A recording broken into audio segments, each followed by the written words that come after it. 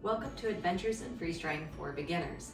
Today we're going to tackle something I've been super afraid of, meat. I'm going to get out some chicken breasts, I'm going to show you what I would trim off, I'm going to marinate them, we're going to air fry them, and then we're going to get them in the freeze dryer. Hopefully this works. This is only going to be 5.36 pounds of chicken breast before I do some trimming and stuff. So I'm not too worried about these going on my trays and being too heavy. So we'll be doing this entire package of chicken. A couple of things to keep in mind as you're getting ready with your chicken. One, the fats and meats is what makes them go rancid when you're trying to store them. So you want to trim off as much fat and gristle as you can. Two, remember how thick something is will determine how long it takes to freeze dry. So I'm gonna make these more like chicken tenders, pretty thin, so that way they don't take forever to freeze dry for me. It'll also help that reconstitution process to get those reconstituted more evenly. So those are some things you want to consider as you're getting your chicken ready. I'm going to go ahead and get this all prepped, and then we'll get this going in the marinade.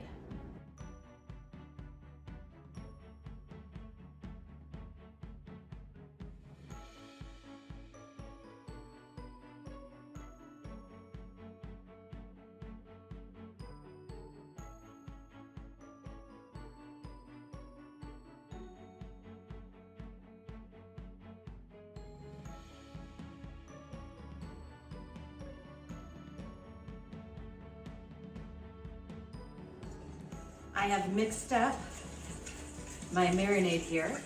It's got the following ingredients in it: some balsamic vinegar, some soy sauce, Worcestershire sauce, lemon juice, minced garlic, salt, pepper, olive oil, and brown sugar. I'm a little worried about the olive oil. That's one of the reasons why I'm going to air fry this. I also think I will be rinsing it after it's air fried, patting it dry before I freeze it to go in the freeze dryer.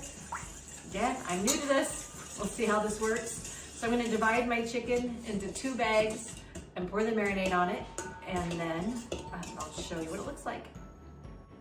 I decided to just put it all in one bag, and then I'm going to dump the marinade in over it. I'm going to stir it up to make sure that brown sugar didn't settle in the bottom, and pour that marinade in with the chicken.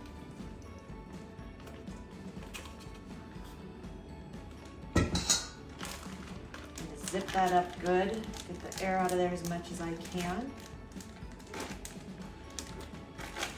And there we have it. I've got my meat in this bag, kind of making sure that the marinade can get between all the pieces there. One of the reasons I want to marinate this is I want to make sure it's got flavor when I go to rehydrate, and so this will help that just soak into the meat. So I'll see you in about 24 hours when we decide to get this cooked. My chicken breasts have now been marinating for just over 24 hours. So I'm going to go ahead and put these on my trays that I have to air bake. You can air bake in your convection oven by having like a cooling rack in a cookie sheet. So I'm going to spread these out on my air bake sheets.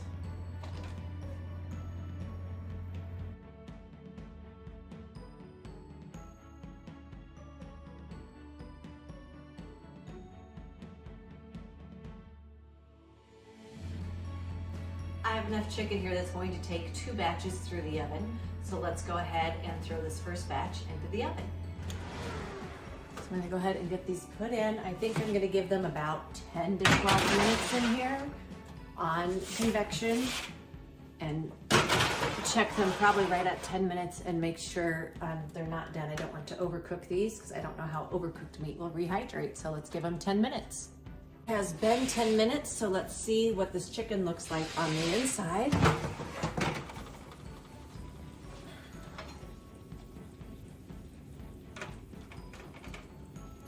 I would say that looks good and done here. It's not pink in the middle. Cut one of these bigger pieces open. Oh, that one's still a little pink, as is that one. So I think I'm gonna just keep it all in there for about another 2 minutes, and we'll see what happens here. Okay, so we are gonna check on this chicken again. Spend a few more minutes. I think it smells more done.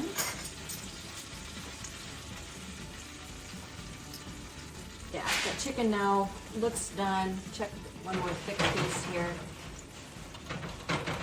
Yes, that is not pink in the middle. Those are gonna be done. So we're gonna go ahead and get those out. We've pulled the chicken out of the oven. To help make sure there's no extra grease on it before I freeze dry, I am going to go ahead and put those on a paper towel and pat them down.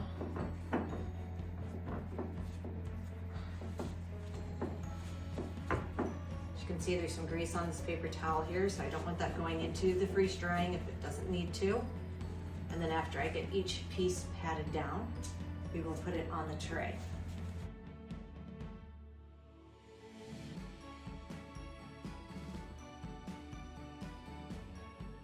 I've gone ahead and damped all the chicken with paper towels to get as much grease off of it as I can.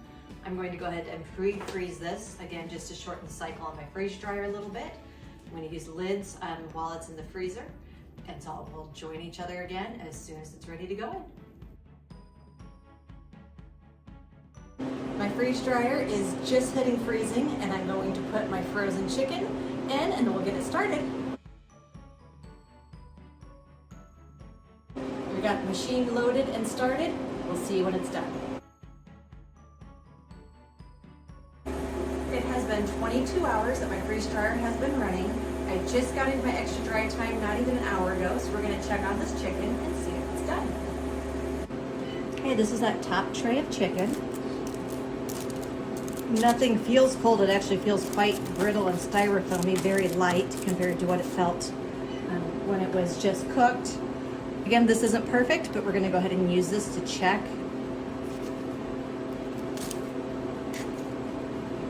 It is not showing any moisture on any of those, so I believe we're going to be done. I'm also gonna go ahead and check this tray.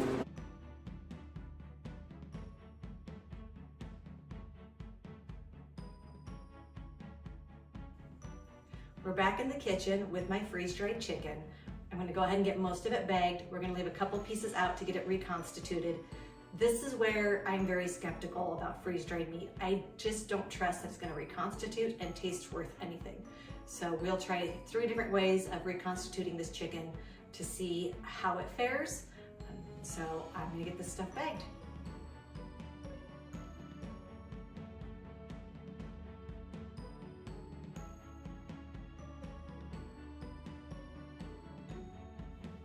When working with your OAs, you want to make sure that you're fast with them. I have 3 bags here, so I only need 3 OAs out of this pack. So I'm going to go ahead and open this up. I'm going to put 1 OA in with each of my bags of chicken. And then I am actually going to reseal this using my Harvest Right sealer here. And I'm going to give it 2 seals just to be on that safe side. So I never use this side here, that tears a lot more off. I cut it right next to that seal. That way I can reseal that and not waste OAs I did not need. And then again, I want to work quick. I need to turn that up higher to seal these bags. Get that nice and flat.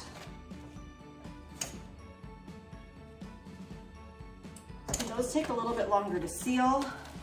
I can see I've got a seal here. I'm going to go ahead and seal it a second time just to be on the safe side. And then I'll get my other 2 bags sealed as well.